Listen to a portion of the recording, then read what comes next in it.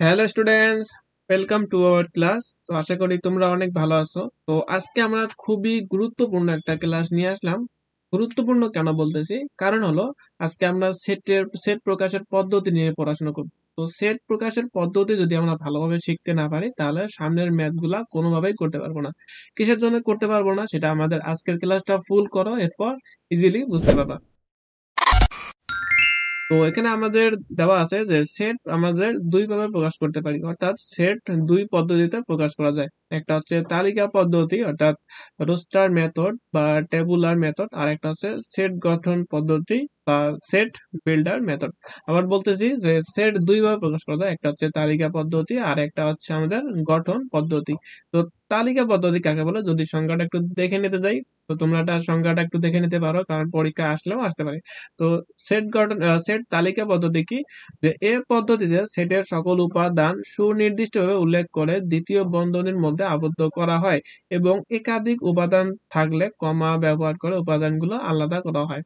অর্থাৎ এখানকার যে উপাদানগুলো আছে, আমাদের উপাদানগুলো একদম সুনির্দিষ্টভাবে দেওয়া থাকবে। তো দেখো এখানে আমাদের একটা সেট আছে, যার উপাদান হচ্ছে এ এবং বি, এটা আমাদের সুনির্দিষ্টভাবে বলে দেওয়া আছে। এরপর আরেকটা সেট আমাদের আছে বি, এটারও উপাদান আমাদের সুনির্দিষ্ট করে বলে দেওয়া আছে। একটা উপাদান 2, একটা 4, একটা হচ্ছে 6। তারপর সি একটা উপাদান, এখানেও আমাদের কি উপাদানগুলা, সি একটা সেট, এখানেও আমাদের উপাদানগুলো একদম নির্দিষ্ট করে দেওয়া আছে।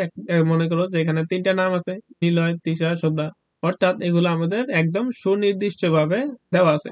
এরপর আসা যাক আমাদের সেট গঠন পদ্ধতি। সেট গঠন পদ্ধতি কাকে বলে, যে এ পদ্ধতিতে সেটের সকল উপাদান সুনির্দিষ্ট উল্লেখ না করে উপাদান নির্ধারণের জন্য সাধারণ ধর্মের উল্লেখ থাকে। অর্থাৎ আগে আমরা দেখলাম যে সুনির্দিষ্টভাবে আমাদের উপাদানগুলো উল্লেখ করা থাকে, কিন্তু সেট গঠন পদ্ধতিতে আমাদের সুনির্দিষ্টভাবে উল্লেখ করা না করে উপাদানগুলো নির্ধারণের জন্য একটা সাধারণ ধর্ম দেওয়া থাকে। অর্থাৎ আমাদের যে এই যে একটা সেট দিবে, এই সেটটার কোন উপাদানগুলো হবে সেটা নির্দিষ্ট করে বলে দিবে না, কিন্তু এখানে একটা ধর্ম দিবে, ওই ধর্মের সাহায্যে আমরা ওই সেটটা গঠন করতে পারবো। যেমন এখানে দেওয়া আছে এ একটা সেট, এ সেটের উপাদান হচ্ছে এক্স। এক্স কি, এক্স হচ্ছে স্বাভাবিক বিজোড় সংখ্যা। এবং বি একটা সেট দেওয়া আছে, যার উপাদান হচ্ছে বি এক্স। তাহলে এক্স এর আবার এখানে পরিচয় দেওয়া আছে যে এক্সটা কি, তাহলে এক্স হচ্ছে নবম শ্রেণীর প্রথম 5 জন শিক্ষার্থী। তো এরকম ভাবে আমাদের এখানে ডিরেক্টলি সেটের সংখ্যাগুলো দেওয়া নাই, যে উপাদানগুলো দেওয়া নাই, কিন্তু এখানে সেট গঠনের জন্য একটা নির্দিষ্ট ধর্ম দেওয়া আছে। তো এই পদ্ধতিটাকে বলা হয় সেট গঠন পদ্ধতি। তো এখানে আরেকটা এমসিকিউ আসতে পারে যে সেট গঠন পদ্ধতিতে রুল মেথডও বলা হয়। তো চলো এই যে আমাদের সেট গঠন পদ্ধতি এবং তালিকা পদ্ধতি, এটা একটু আরো ভালোভাবে ডিটেলসে বুঝে আসা যাক। তো আমরা দেখলাম যে সেট প্রকাশের দুটো পদ্ধতি, একটা হচ্ছে তালিকা আর একটা হচ্ছে সেট গঠন। তো আমাদের যে তালিকা যে পদ্ধতিতে থাকবে, সেই পদ্ধতিতে আমাদের ডিরেক্টলি আমাদের উপাদানগুলো দেওয়া থাকবে। মনে করো এই একটা সেট আছে, এর উপাদান হচ্ছে 1, 2, 3, 4, 5, মানে এখানে আমাদের উপাদানগুলা ডিরেক্টলি সাজানো আছে। তারপর বি আর একটা সেট আছে, এখানে মনে করো যে উপাদান হচ্ছে আমাদের 1, মানে বিজোড় সংখ্যাগুলো আমি নিব, তাহলে হচ্ছে 3, তারপর 5, তারপর হচ্ছে 7। এরকম ভাবে আমাদের ডিরেক্টলি আমাদের উপাদানগুলো দেওয়া থাকে। কিন্তু গঠন পদ্ধতিতে এই উপাদানগুলো আমাদের ডিরেক্টলি দেওয়া থাকে না। এখানে আমাদের একটা মনে করে দেওয়া আছে যে এই যে একটা এ সেট আছে, এই এ সেটের উপাদান বলে দেওয়া আছে এক্স। তাহলে এক্সটা কি, সেটার জন্য আবার আরেকটা আমাদের শর্ত বা ধর্ম তৈরি করে দেওয়া আছে, যেখানে বলছে এক্স স্বাভাবিক জোড় সংখ্যা। অর্থাৎ এই সেটের উপাদান হচ্ছে এক্স। এক্স কি, এক্স হচ্ছে এই সেটের স্বাভাবিক সংখ্যা। তারপর বি একটা সেট আছে, যেখানে বলছে যে বি সেটের উপাদান হচ্ছে এক্স। এক্স কি, এক্স হচ্ছে 12 এর গুণনীয়ক। অর্থাৎ এখানে একটা নির্দিষ্ট ধর্মের মাধ্যমে প্রকাশ করা হয়েছে, এর জন্য এটাকে বলা হয় সেট গঠন পদ্ধতি। তো পরীক্ষার মধ্যে বেশিরভাগ ক্ষেত্রে আমাদের সেট গঠন পদ্ধতিতে আমাদের উদ্দীপকটা দেওয়া থাকে, কিন্তু আমরা তো এই সেট গঠন পদ্ধতি থেকে আমরা কোনো ম্যাথ সলিউশন করতে পারবো না। আমাদের সেট গঠন পদ্ধতি থেকে অবশ্যই আমাদের তালিকা পদ্ধতিতে আগে কনভার্ট করতে হবে, এরপর আমাদের ম্যাথ গুলা করতে হবে। তাহলে অবশ্যই ইম্পর্টেন্ট কি, অবশ্যই ইম্পর্টেন্ট হচ্ছে যে সেট গঠন পদ্ধতি থেকে আমাদের তালিকা পদ্ধতিতে কিভাবে যাইতে হয়, সেই জিনিসটা অবশ্যই ভালোভাবে শিখে নিতে হবে। তো তাহলে আশা আমাদের সেট গঠন যে পদ্ধতি আছে, এখান থেকে আমরা তালিকা পদ্ধতিতে কিভাবে কনভার্ট করা যায় সেই জিনিসটা দেখবো। তো এখানে দেখো বলছে কি, যে এ সেটের উপাদান হচ্ছে এক্স। এক্স কি, এক্স হচ্ছে স্বাভাবিক জোড় সংখ্যা। তাহলে আমরা স্বাভাবিক জোড় সংখ্যা কি সেগুলো আমরা জানি। তাহলে স্বাভাবিক জোড় সংখ্যা 2 থেকে শুরু হবে, তাহলে 2, 4, 6, 8, এরকম করে আমাদের কি জিনিসগুলা চলতে থাকবে। তাহলে এই সেটটা হলো আমাদের তালিকা পদ্ধতিতে সেট। তাহলে এই উপায়ে আমরা সেট গঠন পদ্ধতি থেকে আমরা তালিকা পদ্ধতিতে কনভার্ট করে নিতে পারবো। তারপর আসো আমাদের যে বি সেটটা আছে, তো এই বি সেটটাকে আমরা আবার তালিকা পদ্ধতিতে কনভার্ট করব। তো এখানে বলছে কি বি সেটটা হচ্ছে এক্স, যার মান হচ্ছে এক্স হচ্ছে 12 এর গুণনীয়ক। তো 12 এর গুণনীয়ক কি সেটা আমরা জানি, যে যে সকল সংখ্যা দ্বারা 12 কে ভাগ করা যায় ওই সংখ্যাগুলোকে 12 এর গুণনীয়ক বলে। তো এক দ্বারা যদি 12 কে ভাগ দেই তাও যায়, 2 দ্বারা দেই তাও যায়, 3 দ্বারা দেই তাও যায়, 4 দ্বারা যদি দেই তাহলে 3 4 12 তাও যাবে। কিন্তু 5 দ্বারা যদি দেই তাহলে দেখা যাচ্ছে যে কি 5 দ্বারা 12 কে ভাগ করা যাচ্ছে না, অর্থাৎ তাহলে 5 আমাদের 12 গুণনীয়ক নয়। তারপর আমি 12 কে 6 দ্বারা ভাগ করতে পারি, তাহলে এটাও একটা গুণনীয়ক। তারপর হলো 12। তাহলে এই যে সংখ্যাগুলো আছে 1 3 1 2 3 4 6 এবং 12, এই সংখ্যাগুলো হচ্ছে 12 এর গুণনীয়ক। অর্থাৎ এই যে বি সেটটা আমাদের দেওয়া ছিল, এই বি সেটটার উপাদান কি হবে? উপাদান হবে 1 2 3 4 6 এবং 12। তো আশা করি বুঝাতে পারছি কিভাবে আমাদের সেট গঠন পদ্ধতি থেকে আমাদের তালিকা পদ্ধতিতে প্রবেশ করতে হয়। তো এখন এখানে একটা প্রশ্ন আসতে পারে, যে প্রশ্ন তোমরা করতে পারো যে ভাই সবসময় কি আমাদের গঠন পদ্ধতি থেকে তালিকা পদ্ধতিতে কনভার্ট করতে হয়?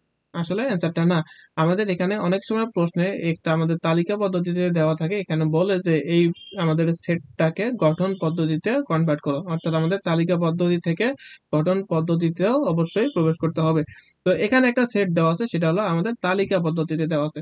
যখন আমি চাচ্ছি এই তালিকা পদ্ধতি থেকে আমাদের গঠন পদ্ধতিতে এই সেটটাকে প্রকাশ করার জন্য, তো দেখো এখানে যে এ সেটটা আছে, এই সেটটার উপাদান দেওয়া আছে 1 2 3 4 এবং 5।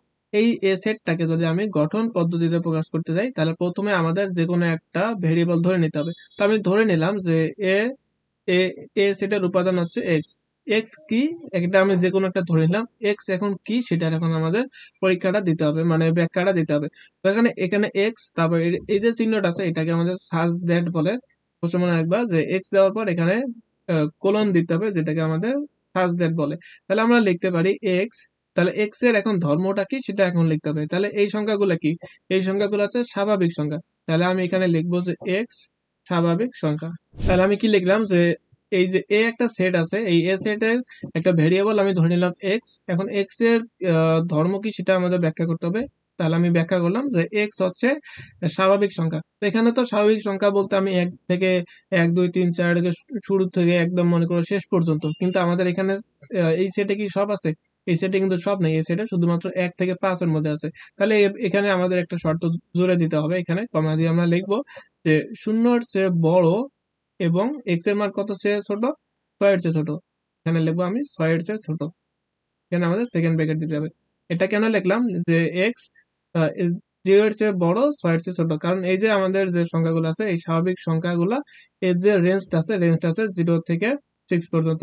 এটা আমি আলাদাভাবে লিখতে পারি। তো আমি এখানে এই জিনিসটা না লিখে আমি এই জিনিসটাও লিখতে পারবো যে এখানে কি এই যে এক্স এর যে মানটা আছে, এক্স এর মানটা 1 অথবা 1 এর চেয়ে বড় এবং 5 অথবা 5 এর চেয়ে ছোট। তো এটা লিখলেও হবে, এটা লিখলেও হবে, যে কোনো একটা লিখলেই অ্যান্সার হয়ে যাবে। তো তোমাদের যেটা ভালো লাগে তোমরা সেটা লিখবা। তো চলো এখন আমি এই যে বি সেটটা আছে, বি সেটটাকে আমি গঠন পদ্ধতিতে প্রকাশ করব। এখানে যে বি সেটটা আছে এটা এই সংখ্যাগুলো আছে আমাদের বিজোড় সংখ্যা।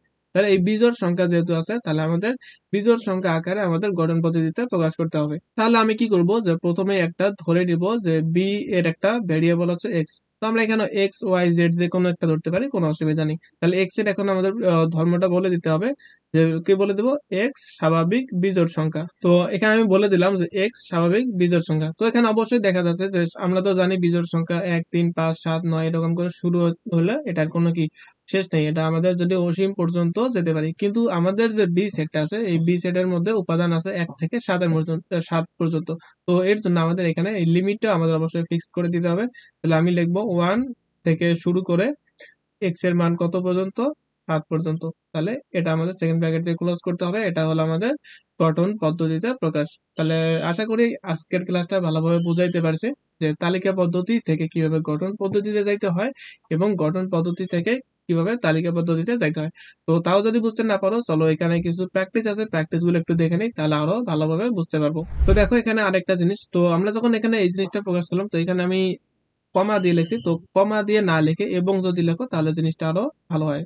মানে এভাবে লিখলেও কোনো অসুবিধা নাই, কিন্তু যদি এখানে এবং দেই তাহলে আলো জিনিসটা একদম ক্লিয়ার হয়ে যায়। তো এখন আসলে আমরা একটু উদাহরণগুলো যেগুলো আছে এগুলো প্র্যাকটিস করব। তো এখানে আমাদের যে প্রথমে উদাহরণটা দেওয়া আছে, দেখো যে এই উদাহরণটার মধ্যে বলছে কি যে ১ নম্বর উদাহরণে একটা সেট দেওয়া আছে। এই সেট ইজ ইকুয়াল টু ৭, ১৪, ২১ এবং ২৮।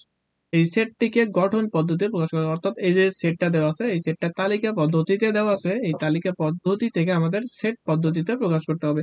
তো এখান থেকে আমি কি দেখতে পাচ্ছি, এখান থেকে দেখতে পাচ্ছি যে আমি যদি ৭ এর নামতা পড়ি তাহলে ৭ অক্ষে ৭, ৭ ২ গুণে ১৪, আর ৩ ৭ ২১, ৫ ৭ ২৮। অর্থাৎ ৭ এর গুণনীয়ক আকারে জিনিসগুলা গুণিতক আকারে জিনিসগুলা বাড়তেছে। তাহলে আমি এটাকে যদি গঠন আকারে যদি প্রকাশ করতে চাই তাহলে আমি কি লিখতে পারবো, তাহলে এ সেট ইজ ইকুয়াল টু আমাদের প্রথমে একটা ভেরিয়েবল ধরে নিতে হবে। তাহলে আমি ভেরিয়েবল ধরে নিলাম ওয়াই, বারবার এক্স ধরতেছি, এক্স ধরতে হবে ব্যাপারটা এরকম না, আমি ওয়াই ধরে নিলাম। তাহলে এখন ওয়াই এর আমাদের যে ব্যাখ্যাটা দিতে হবে। তাহলে ওয়াই কি, ওয়াই হচ্ছে আমাদের ৭ এর গুণিতক। তাহলে আমি লিখবো ৭ এর গুণিতক। তো আমাদের ৭ এর গুণিতক তো অনেক, ৭ এর মনে করো যে ৭ এর ঘর নামতা পড়তে গেলে যতদূর যাবে সবগুলো আমাদের ৭ এর গুণিতক। কিন্তু এই সেটের মধ্যে আমাদের সবগুলো তো নাই। আমাদের এই সেটের মধ্যে আছে কি ৭ থেকে ২৮ পর্যন্ত আছে। এর জন্য এখানে আমাদের আরেকটু শর্ত জড়িয়ে দিতে হবে এখানে। তাহলে আমি লিখলাম এবং যে গুণিতকগুলো আছে এই গুণিতকগুলো আমাদের 0 এর চেয়ে বড় এবং ২৮ বা ২৮ এর চেয়ে, তাহলে আমি এখানে লিখবো হলো যে y এর মান 0 এর চেয়ে বড় এবং ২৮ এর চেয়ে ছোট বা সমান। কারণ কি, কারণ হলো আমাদের যে সেটটা আছে এই সেটটা ৭ থেকে শুরু করে ২৮ এর মধ্যে পর্যন্ত আছে। এর জন্য আমি এই যে শর্তটা আছে এই শর্তটা অবশ্যই জুড়ে দিতে হবে। তো আশা করি এটাও বুঝাইতে পারছি। তো এরপর আসা যাক আমাদের উদাহরণ ২ তে। এখানে বলছে বি একটা সেট যার মান হচ্ছে এক্স সাচ দ্যাট এক্স ২৮ এর গুণনীয়ক। অর্থাৎ এখানে বি একটা সেট দেওয়া আছে যার ভেরিয়েবল হচ্ছে এক্স, এক্স কি, এক্স হচ্ছে ২৮ এর গুণনীয়ক। তাহলে এটাকে যদি আমি তালিকা পদ্ধতিতে প্রকাশ করতে যাই তাহলে আমরা জানি যে ২৮ এর গুণনীয়ক হচ্ছে যে সকল সংখ্যা দ্বারা ২৮ কে ভাগ করা যায় সেই সকল সংখ্যাগুলো। তো আমি ১ দ্বারা ২৮ কে ভাগ দিতে পারি, তারপর ২ দ্বারা দিতে পারি, তারপর ৩ দ্বারা যায় না, ৪ দ্বারা দিতে পারি, তার হচ্ছে ৪ দ্বারা দিতে পারি, তারপর ৭ দ্বারা ভাগ দিতে পারি, তারপর ১৪ দ্বারা ভাগ দিতে পারি, তারপর ২৮ দ্বারা ভাগ দিতে পারি। তাহলে এই যে সংখ্যাগুলো আছে এই সংখ্যাগুলো আছে আমাদের বি সেটের উপাদান। কেন বি সেটের উপাদান? কারণ হচ্ছে বি সেটের ভেরিয়েবল হচ্ছে আমাদের এক্স, এক্স কি, এক্স হচ্ছে ২৮ এর গুণনীয়ক। তো আমাদের এই যে মানগুলো পেলাম এই মানগুলো হচ্ছে আমাদের ২৮ এর গুণনীয়ক, এই জন্য এই সেটটাকে আমরা বি সেট বলতে পারি। তাহলে এই সেটটাকে আমি বি সেট নাম দিলাম। তো এখানে একটা উদাহরণ ৩ দেওয়া আছে। দেখো উদাহরণ ৩টা মোটামুটি ইম্পর্টেন্ট। এই ম্যাথ গুলো আমাদের পরীক্ষায় আসার সম্ভাবনা খুবই বেশি। তো এখানে বলছে কি যে সি একটা আমাদের সেট যার উপাদান হচ্ছে এক্স হচ্ছে আমাদের variable x such that x ধনাত্মক পূর্ণ সংখ্যা এবং এক্স স্কোয়ার যা ১৮ এর চেয়ে ছোট। এটাকে আমাদের তালিকা পদ্ধতিতে প্রকাশ করতে হবে। অর্থাৎ আমাদের এক্স এর মান বিভিন্ন ধরে নিতে হবে এবং ওই এক্স এর মানের স্কোয়ার করতে হবে। কিন্তু ওই মানগুলো অবশ্যই ১৮ এর চেয়ে ছোট হইতে হবে।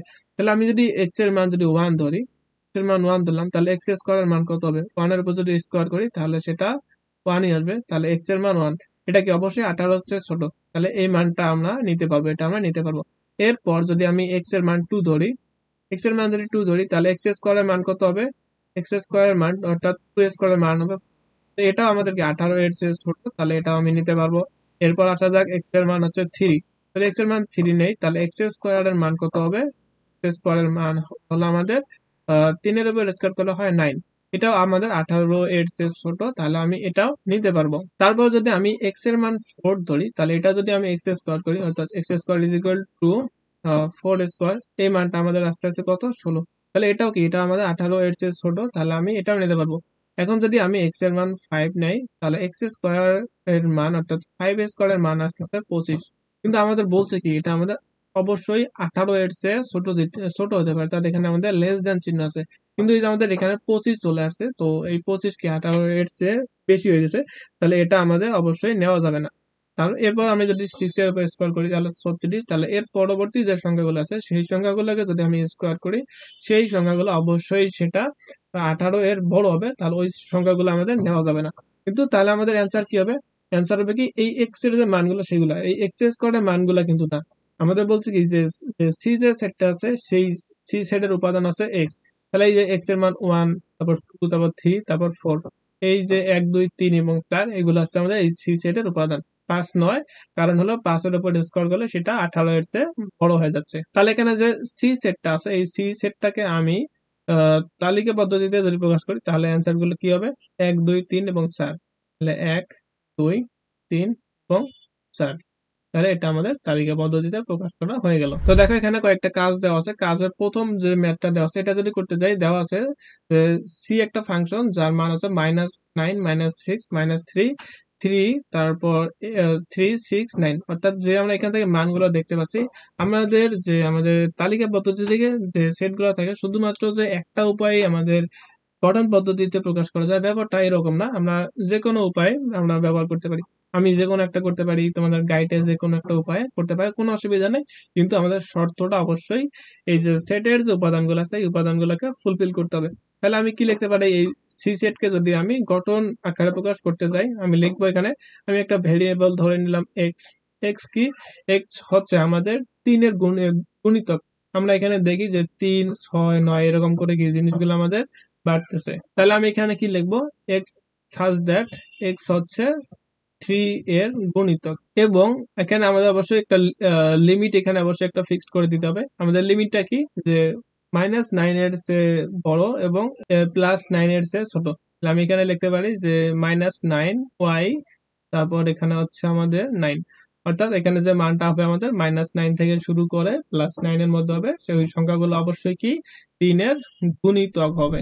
তো এরপর আসা যাক আমাদের এখানে খ নাম্বারে, এখানে বলছে কি ওয়াই, আর ওয়াই হচ্ছে একটা পূর্ণ সংখ্যা এবং যার ওয়াই কিউবের মান হচ্ছে 18 এর চেয়ে ছোট। তাহলে আমাদের প্রথমে ওয়াই এর বিভিন্ন মান ধরে নিতে হবে, তারপর ওয়াই কিউবের মান নির্ণয় করতে হবে। তাহলে এটা যদি আমি করি খ নাম্বারের জন্য, তাহলে আমি প্রথমে ধরে নিলাম যে ওয়াই এর মান 1। তাহলে ওয়াই কিউব যদি করি, তাহলে ওয়ান এর উপর কিউব করলে আসবে হলো 1। তারপর ওয়াই এর মান যদি আমি 2 ধরি, তাহলে ওয়াই এর উপর যদি কিউব করি, অর্থাৎ 2 এর উপর যদি কিউব করি তাহলে আসবে হলো 8। তারপর আমি নিলাম হলো ওয়াই এর মান 3। তারপর ওয়াই এর উপর যদি আমি কিউব করি, অর্থাৎ 3 এর উপর যদি কিউব করি, সেটা আসবে হলো 27। 27 কি নেওয়া যাবে? 27 নেওয়া যাবে না, কারণ হলো আমাদের বলছে এখানে 18 এর চেয়ে ছোট নিতে হবে। তাহলে আমাদের অ্যান্সার কি হবে? অ্যান্সার হবে ওয়াই এর মান আমরা পেলাম 1 আর 2। তাহলে যে এটাকে যদি আমি তালিকা পদ্ধতিতে প্রকাশ করতে যাই, তাহলে সেটটা হবে আমাদের 1 আর 2। তাহলে এটা আমাদের অ্যান্সার। তো আশা করি আজকের ক্লাস ভালোভাবে বোঝাতে পারছি। তো পরবর্তী ক্লাসের আমন্ত্রণ জানিয়ে আজকের ক্লাস এখানে শেষ করতেছি। আল্লাহ হাফেজ।